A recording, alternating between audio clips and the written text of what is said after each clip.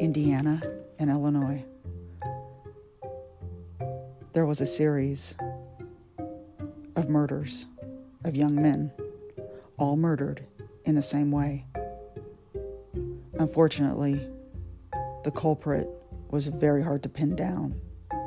As the murders kept going, they finally caught the serial killer.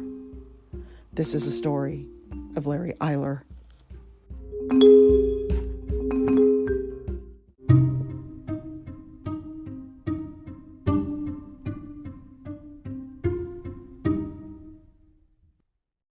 Hello and welcome to Kelli's Coffee and Crime Chat. This is Kelli, and I am recording. Finally, I'm recording episode 64, and I'm going to allow this to be published early in Patreon for a couple days, and it will go on to my podcast on Friday. So I just want everybody to know, and that's Friday, October. I'm getting my dates. Man, we're flying through this month, aren't we? That's the 27th of October. Wow, we've only got a week. Halloween is next week. I am amazed. Wow. Okay, anyway. I am drinking Java Mama Spellbound Mocha Elixir. Now, this is part of our 3-pack of the Enchanted Elixirs, and they're only available in October in a 3-pack, and you get all 3 at a discounted price. There's one that's unflavored, but has a little undertone of chocolate, and there's, which is the Spellcaster's Brew, and then there's another one, a cookie flavor. It is oatmeal chocolate chip, and it is I'm trying to remember the name of it, the Keeper's Cookie. A Cookie's Keeper is what that one is. But they will be available in singles, I think, after October. But it's nice to have all 3 of them. This one is probably my favorite out of the 3. It is a velvety rich taste of chocolate and vanilla with a hint of hazelnut magic. And it's so good. So I'm going to have a drink, and I'm going to introduce episode 64.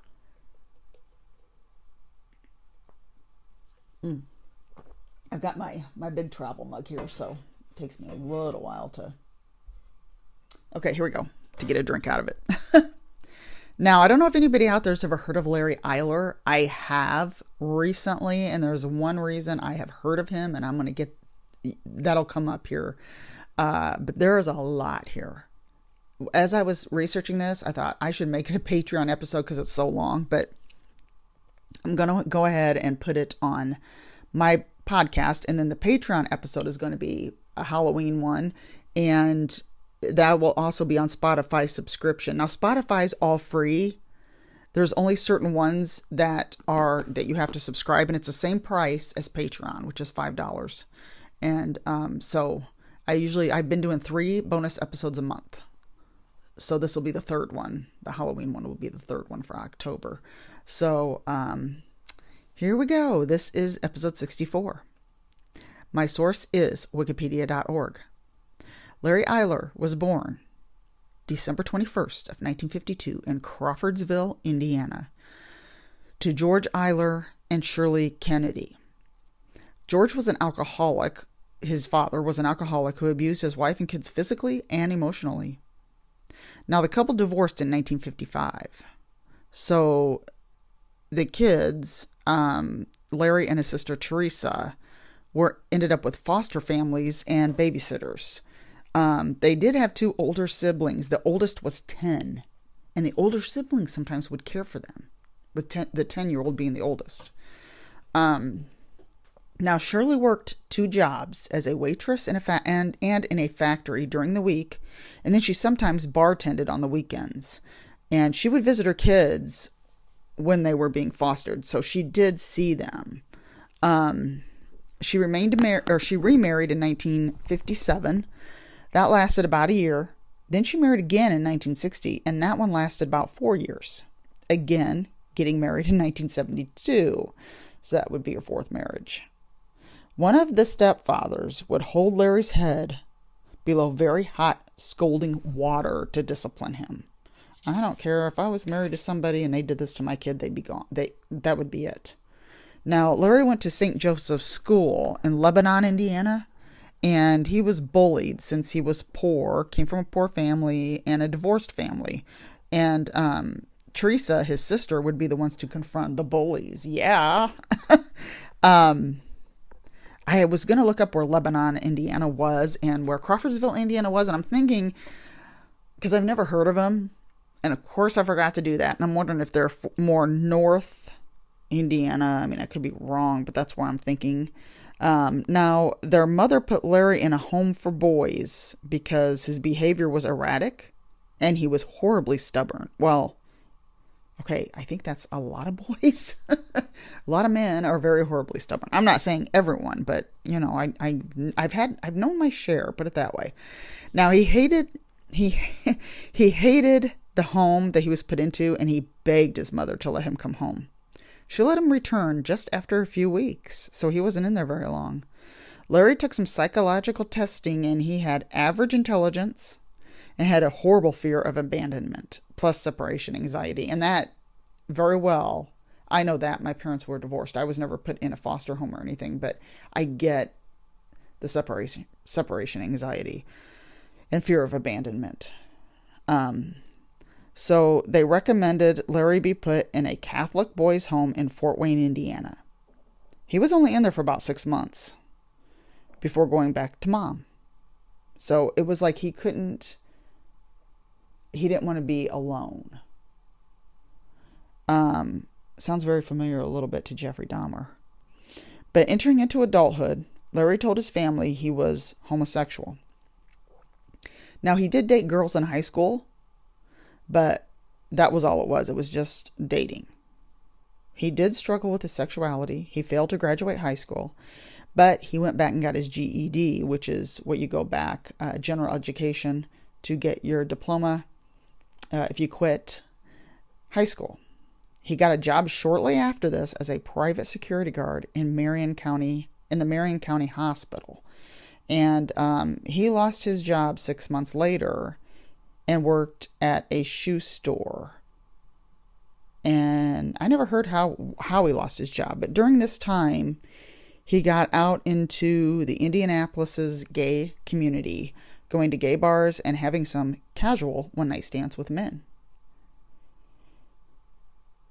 I'm going to put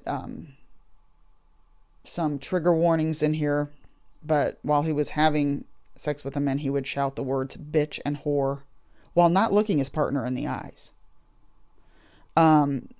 He liked leather, and by the mid-70s, he was known as a good-looking, laid-back dude and was also a bodybuilder. Some said he was sadistic and got violent during sex. He'd inflict knife wounds to their torsos. Oh, boy. Okay, not killing them. Okay, he then worked as a house painter and lived in a condo in Terre Haute with a science professor, a 38-year-old man, Robert Little. And his name's going to come in more at the end, toward the end of this. So he lived with this guy named Robert Little. He met him at Indiana State University in 1974. And they were not a couple, but Larry thought of him as a father figure. Now, he was a professor, so science professor. So I guess a teacher, Larry would think of him as a father figure. He lived with them. There was nothing going on sexually. Robert was very unattractive and socially awkward, but would engage in sex with the men Larry brought home. So it sounded to me like it would be like threesomes. That's my guess. But on August 3rd of 1978, Larry picked up a 19-year-old hitchhiker named Craig. His name was Craig Long, and he picked him up in Terre Haute. Larry started making passes at him right away. So Craig got out of the truck. He was just a hitchhiker. He wasn't gay or anything. So he got out of the truck, and he tried to get out. So Larry then held a knife to his chest, saying Craig said he didn't have any money. Well, Larry drove him to a field and told him he didn't want his money. He made him undress and handcuffed him, bound his ankles, and told him to get into the back of his truck. Craig started to run when Larry was undressing himself. He was undressing himself. And Larry went after him. So when he started to run, Larry went after him. Craig shouted, "You queer." That's exactly what he shouted, and while he was running away. Now Larry got to him, stabbed him in his chest. He penetrated his lung. Craig Long held on to life and made it to a house where they called an ambulance. Then, I have never heard of this, Larry goes to that house and gives the police officer, the handcuff key that Craig had been handcuffed. And he told the officer that he stabbed Craig by accident. Okay. So they arrested him and found a hunting knife, a butcher knife, another set of handcuffs, a metal-tipped whip, tear gas, and a sword all in his truck. Okay, there's some red flags there. He was charged with aggravated battery. He pled guilty and was released on bail at $10,000. Money was raised by his friends, and I think a lot of the time he got bailed out by the guy he lived with, which was, his last name was Little. Robert Little. So, Robert Little put up $2,500. I'm skipping ahead here. On August 23rd, Larry's lawyers offered Craig Long $2,500 from Robert Little. So Robert Little took $2,500 and offered it to Craig Long if he wouldn't press charges against Larry Eyler. Well, Craig accepted it, and then Larry was able to change his plea to not guilty. So he was acquitted on November 13th and was fined $43 in court costs. So I guess when money talks, you can get people off. You know, it seems like that's how it's been like that since I can remember. Okay, I had to get my coffee in. Larry got with a married man in 1981. I'm not sure how to pronounce this guy's last name. His name was John Dobrovolskis. Sometimes I've seen his name without the S on the end. So Dobrovolsky, I'm going to say that. So he was married and he had 2 children and 3 foster children. Now he lived in Chicago. Big family. His wife Sally was okay with the relationship between Larry and John.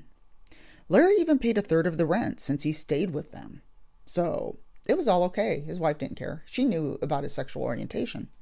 So John and Larry were both into sadomasochism, which is BDSM.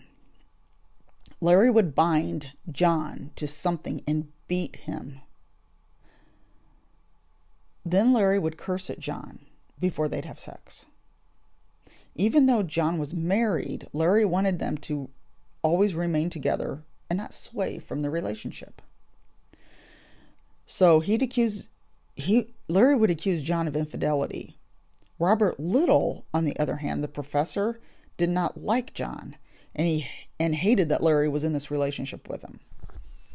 So it almost sounds like a triangle here, sort of, to me. But Larry traveled between Illinois and Indiana for work because he was a house painter and a liquor store owner on Saturdays. Now, he was a liquor store owner in Greencastle, Indiana. I'm trying to read my handwriting. And I guess the house painter, I think, when he house painted was in Chicago, or by Chicago. So on October 12th of 1982, Larry lured Craig Townsend, who was 21, to get into his truck in Crown Point, Indiana. Larry beat him, drugged him, and abandoned his comatose naked body in a field. But the victim survived. Then on October 23rd, Larry took a 19-year-old named Stephen Crockett. Now, 12 hours after Larry killed Stephen Crockett, his body was found in a cornfield in Kankakee County. He had been stabbed and beaten, 32 knife wounds, and 4 to his head. October 30th, Edgar Underkoffler, if that's the right pronunciation, disappeared in Rantoul, Illinois. He was found on March 4th in 1983 in a field by Danville, Illinois, over by Danville. So the murders started happening in the early 80s.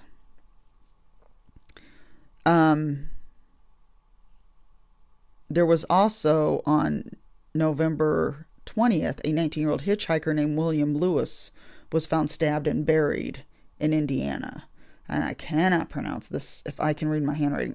Rensselaer, R-E-A, it looks like R-E, maybe it's R-E-N-S-S-E-L-A-E-R,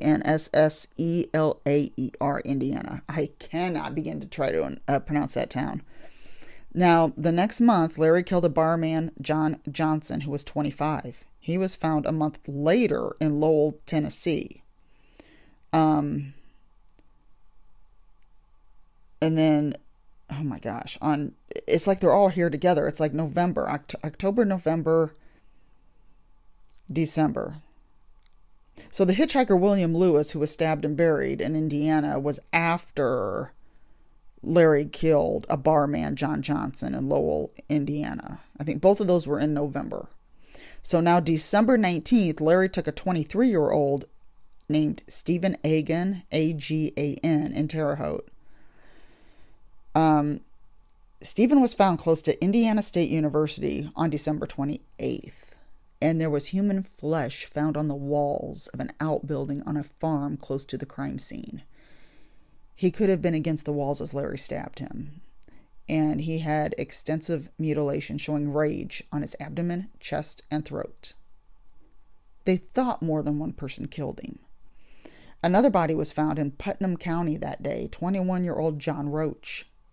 Injuries were similar to Stephen Agan. Now, these names are going to come up toward the end. I know it's going to be hard to follow with all the names, but they're going to come up again. So even for me, when I was researching it, I'm like, oh my gosh, I forgot about that guy, because this was so long and there was so much to unpack. December 30th, a Yale graduate named David Block, he was 22 years old. He told his family he was visiting a friend in Highwood, which was near Highland Park, where he was last seen. Now, he was found this happened on December 30th of 83. He was found on March 7th of 1984, south of Illinois Route 173. So that's a long time. I mean, oh my gosh. January 24th of 1983, Irvin Gibson was 16, and he was taken and killed by Larry in Lake County, Illinois. Now, here's a trigger warning, which I don't like this, but so I just want to tell everybody. This is a vague. I'm not going to get any graphic description here, but he wasn't found until April 15th. So he went missing January 24th, found on April 15th. His body was on top of a dog, who was also killed. I'm not gonna say how or what. So I just wanted to put that in there. I don't like anything with animals. I just don't like it. Larry Eyler is believed to have murdered a minimum of 5 more people between March and April of 1983, between 17 and 29 years of age. The body of Daniel McNeive, M-C-N-E-I-V-E, 21 years old, was found close to Indiana State Road 39 in Hendricks County, and he had 11 knife wounds to his neck, 5 to his back, and 11 to his abdomen. One wound made his small intestine protrude outward. He had marks on his wrists and ankles that appeared to have been from binding. They were like welts, and his jeans were all the way down to around his ankles. But no sexual assault as with the other victims. So there was no sexual assault, but his pants were pulled down. Oh, okay. 9 days later, Richard Bruce, 25 years old, was murdered by Larry in Effingham, Illinois. He had been thrown from a bridge.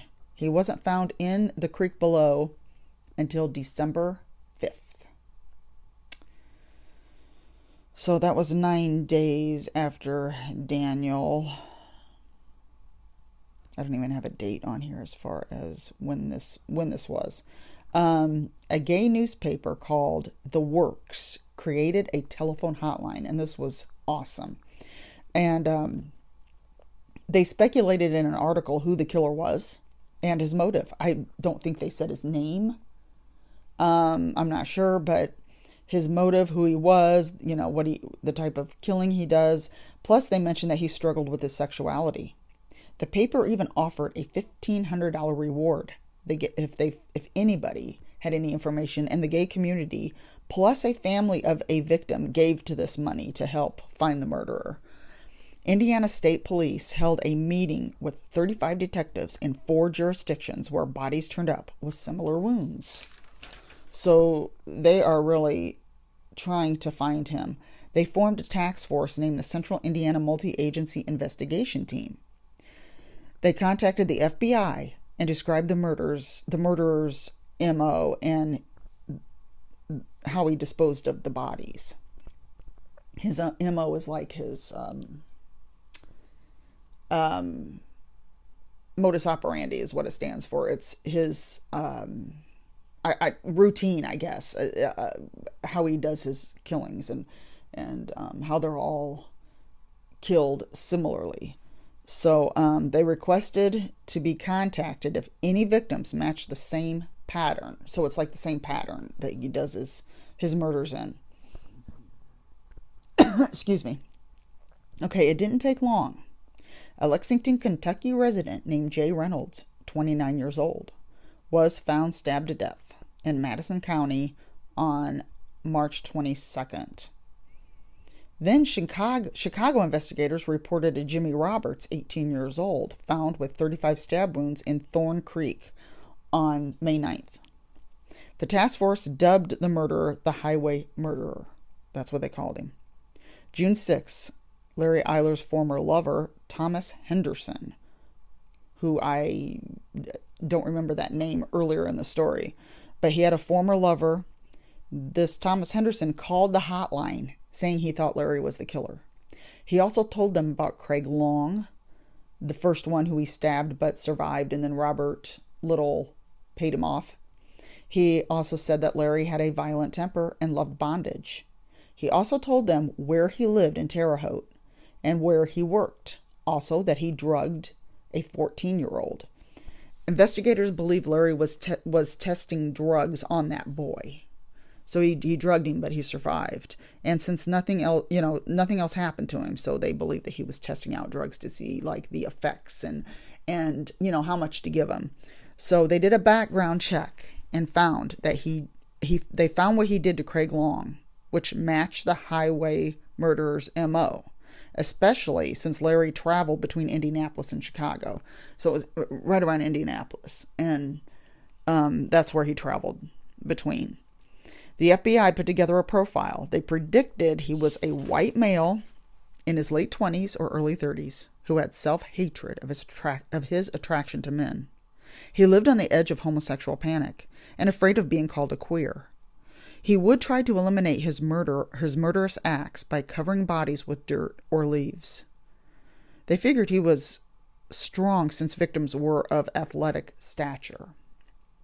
A Hispanic man was found dead, partially nude, on July 2nd. He was in a field outside Paxton in Ford County, Illinois.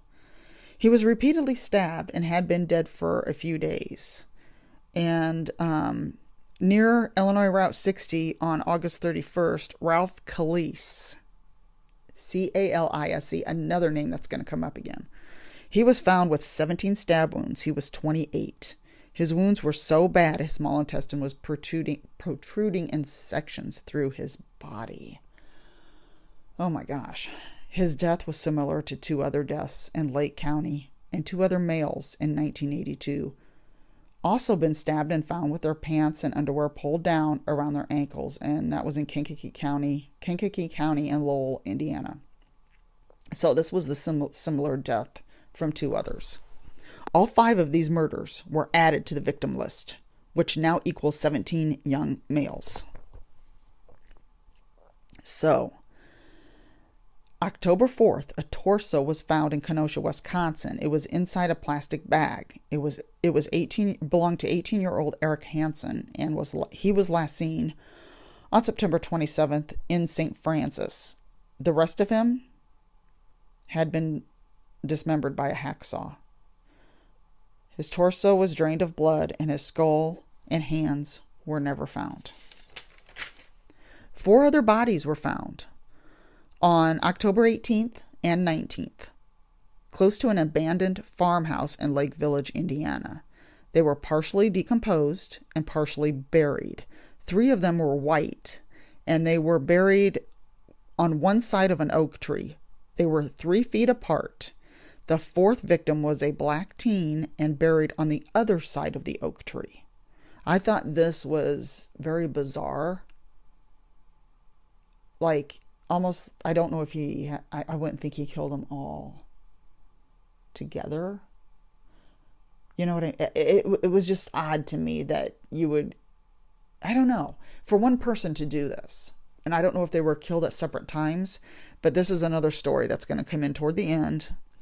And it was in Lake Village, Indiana, at an abandoned farmhouse. He used a weapon.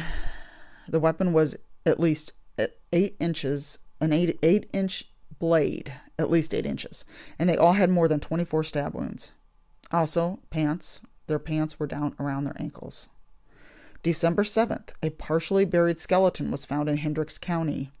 Richard Wayne, 17 years old. He was going home from California on March 20th, and he was found on December 7th. He lived in Indiana. Montpelier, Indiana is where he lived, and he was traveling home from California. Another body, not as decomposed, was found a few feet away from Richard Wayne. He was under a burnt mobile home. His remains were never identified, but he was determined to be a black male and stood 5 feet 9 inches. Larry was arrested on September 30th in Lowell, Indiana, for a traffic violation. He had a young hitchhiker with him, so he had charges against him for soliciting a male for sexual purposes. After both men were questioned, they were interviewed. They found nylon rope in Larry's truck, so his truck was impounded. That should have been it right there. They should have, I don't know what the procedure is for keeping somebody, but these are all red flags. They interviewed Larry and told him he was a suspect in many murders from an anonymous phone call. He denied being involved and would not say anything about his sexual orientation, but told them he read about John Roach and the Daniel McNeve murders. And he gave them permission to search his vehicle. He told them go ahead. He let him take his mug shot and let him take his fingerprints. And he told them he would take a polygraph on a later day. I don't even think I ever found out if he took the polygraph. Excuse me. They found the nylon rope, knife, handcuffs, a hammer, 2 baseball bats, a mallet, and surgical tape in his truck. His tire pattern and imprints of his boots matched plaster casts that they took by Ralph Calisa's body. So they have all this evidence. They have all this evidence pointing to Larry Eyler. He was charged with Ralph Calisa's murder on October 29th. He had a $1 million bond. He maintained his innocence and said if he killed anyone, real evidence would be there. There was a problem. Larry had never been arrested for anything other than soliciting for sex. They searched his home he lived in with his married lover, the married guy, Dobrovolsky. They did it without a search warrant. And the judge ruled that the boot prints and tire tracks that they found and that they took with the plaster casts were tainted. I don't know how that happened. If it did, I don't know how. The search was in violation of his constitutional rights. He reduced Larry's bond to $10,000. Larry was let go. He was freed on February 6th of 1984. So all of these other murders took place in 1983. So what in the world? Because, sorry, I know you can hear my papers move. Turn anywhere. Yeah,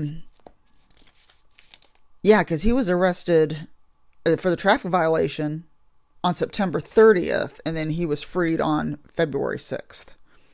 He wasn't allowed to leave Illinois, though, so because of the terms imposed on his bond. So he ended up just moving to Chicago 4 weeks later.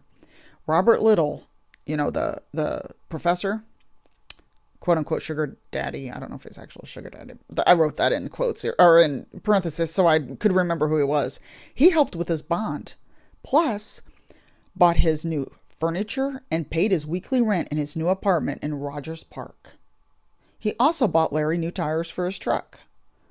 Larry was advised by his lawyer to not tell his married lover, that John Dobrovolsky, where he lived. But John found out. I don't know how he found out. I don't know if he ended up telling him. I don't know.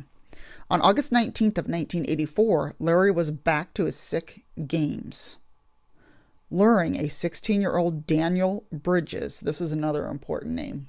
Daniel Bridges to his apartment.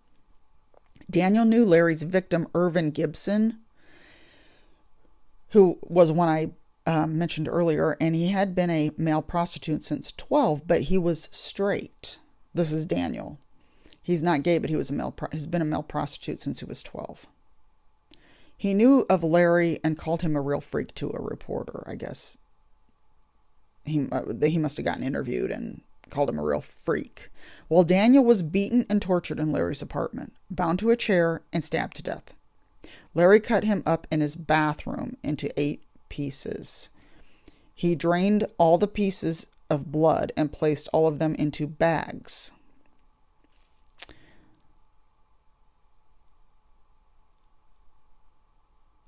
Daniel was found on August 21st of 1984 by a janitor. His body parts were inside of a garbage dumpster not far from Larry's apartment. So the janitor's name is Joseph Bala, and he took the bags from the dumpster, and the first one tore open and revealed a leg. He didn't even realize it was body parts in these bags until that one tore open. Joseph said that other janitors saw Larry put the bags in the dumpster the day before. The police captain knew Larry's name and ordered the other officers to take him in. They already knew, all about Larry Eyler. So Larry Eyler was arrested in his apartment.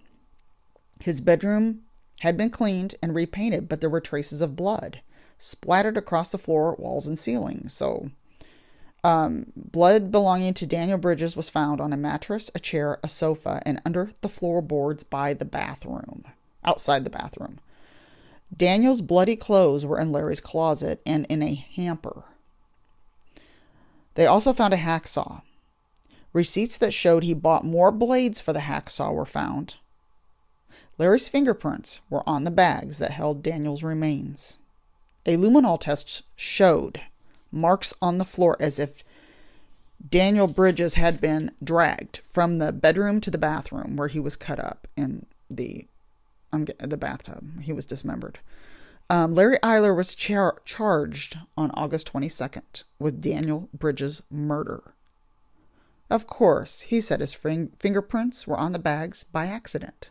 When he took his own garbage out to the dumpster, he must have moved the bags and, got his fingerprints on them. The autopsy found many wounds that were made by a type of awl. Now, an awl is like a mini ice pick. I have one for my crafting to poke holes in and binding my journals together. So it's like a little mini ice pick. And they also found an awl in Larry's apartment. His trial was on July 1st, 1986 in Cook County, Illinois. Jury deliberated for 3 hours before finding Larry guilty of aggravated kidnapping, unlawful restraint, and the murder of Daniel Bridges. He was sentenced to death by lethal injection on October 3rd. Larry Eyler was transferred to Pontiac Correctional Center on death row. They found he suffered from borderline personality disorder. And that was after they did all these psychological tests. He filed an appeal saying he dismembered Daniel, but Robert Little, the guy that he looked to as a father figure, the professor, killed him when Larry was not there. So Larry wasn't in his apartment, so this professor that he lived with at one time that was paying all his bills was the one who killed Daniel. And then Larry must have come home and dismembered him. This is a story. This, of course, was dismissed. This was dismissed, and execution was to be on March 14th of 1990. Excuse me. A lot of talking. Now, he had more appeals, and on November 5th of 1990, you might recognize this name, Kathleen Zellner was appointed to represent Larry. I think I accidentally typed Catherine in the in my notes, but it's Kathleen Zellner. And if everybody does not know who she is, she's really good with finding people innocent who really are innocent. She helped Ryan Ferguson. And if anybody watches Making a Murderer on Netflix, she is representing Steve Avery.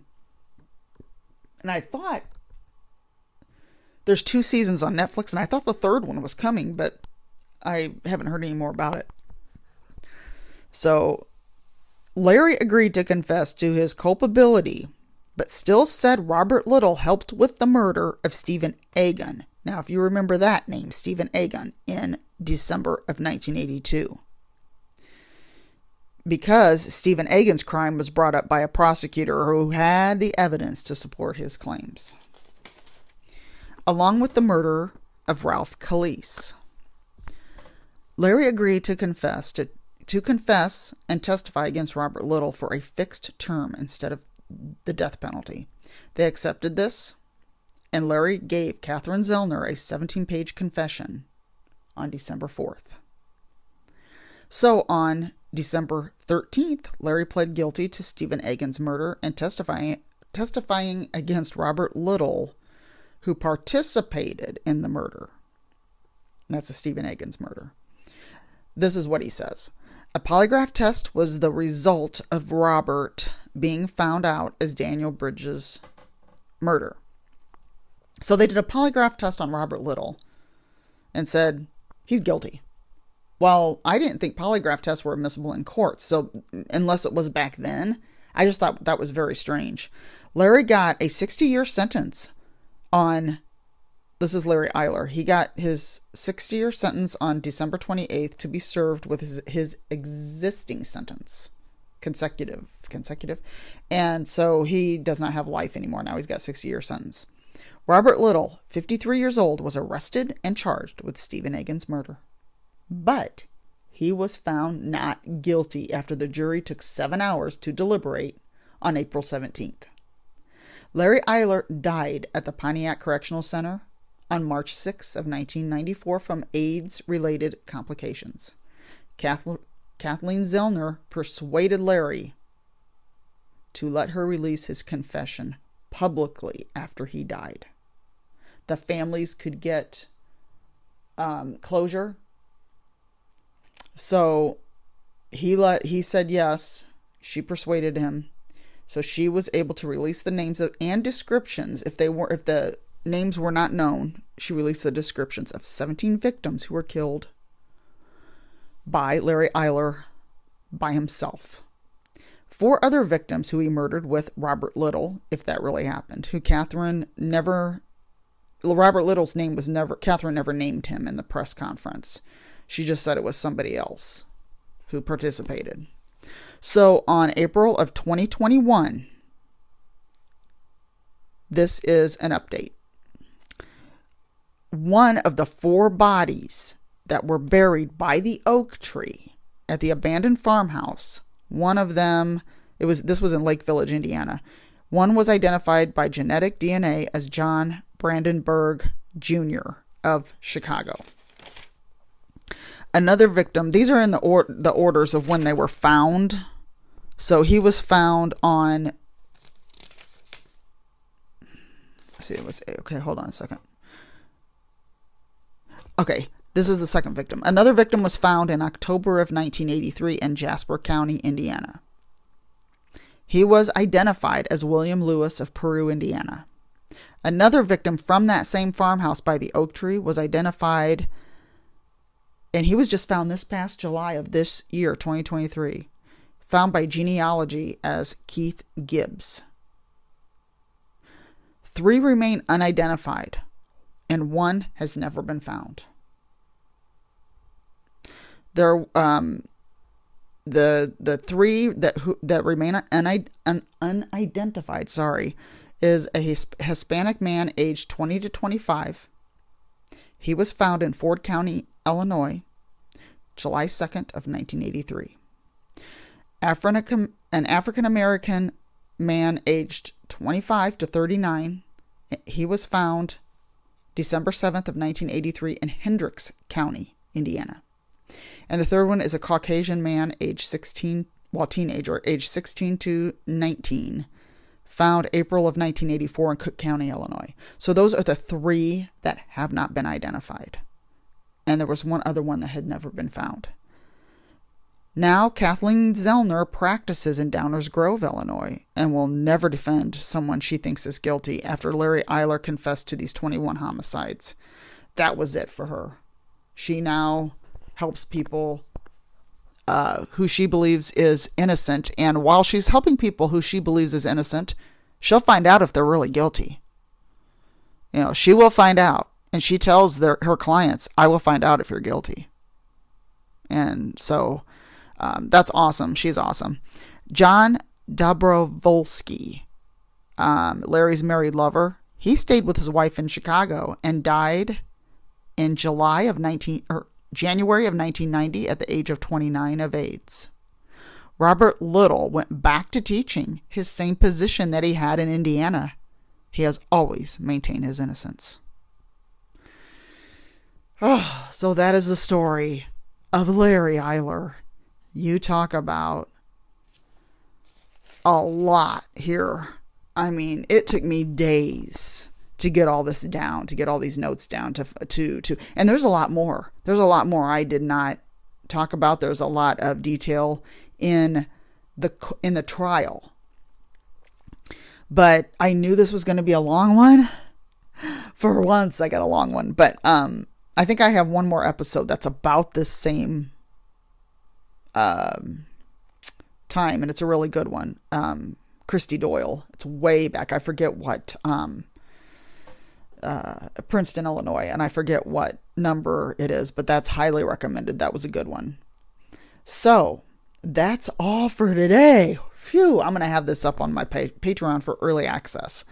If anybody joins Patreon, and it will be on the other ones. It'll be on Spotify subscription and Spotify, and I could release it on Spotify subscription, but I don't really know how to do. I don't really want to do that because this one's going to be free on Spotify on October 27th. So that's where it'll be posted on there, and then it'll be on Patreon today. So it'll be on there for a couple days. That's all for today. Have a wonderful Halloween. If I don't see you, I'll have my Halloween episode on Patreon, but I want everybody to have a safe Halloween. I love seeing photos of costumes. If you're on my Instagram, I would love to see photos of your costumes. Instagram or my Facebook page, because I love Halloween. We don't get trick-or-treaters. We buy Halloween candy for us, yeah, but we don't get trick-or-treaters. But I'm so into the fall, and today is like a very, very gloomy gray sky day, but the trees make it beautiful. The beautiful, vibrant trees against the gray sky. It's just a really beautiful day outside. So, I haven't watched anything lately. I did watch Sleepy Hollow again, which I've seen that many times. Another awesome one, a good awesome one. And Sleepy Hollow and Ed Wood. Ed Wood's not really a Halloween type of spooky movie, but it gives you that feel of the season. And I love that movie. Both of them with Johnny Depp, and both of them done by Tim Burton. So, but I like both of those movies. Sleepy Hollow just has that cinematography that just sucks me in. and I'm getting ready to watch the Halloween franchise. And I'm getting ready to, I need to do my reviews of the Scream franchise and the Halloween franchise on my YouTube page, Kelli's Coffee and Movie Chat. So if anybody's on YouTube, look me up at Kelli's Coffee and Movie Chat. I'm going to be doing some reviews. And I love spooky season. It is wonderful. So that's all for today. Everybody have a wonderful weekend, spooky season, and I will see you next time.